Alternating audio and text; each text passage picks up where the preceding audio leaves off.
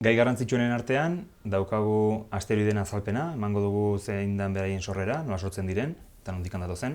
Eta bigarren gai garrantzitsu bezala, daukagu berriro ere hilabete honetan Rosetta sonda, dakizun bezala 77P kometan kometizatu egin behar duena, eta 5 puntu aurkitu ditu ezarpen hau egiteko.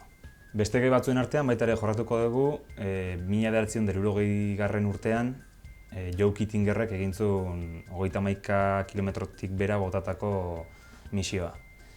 2012an Felix Baumgartnerrek egin zuen berdina, 39.000 metrotatik bera, eta Joe Kittingerrena esplikatuko dugu Felixen aintzindari bezala.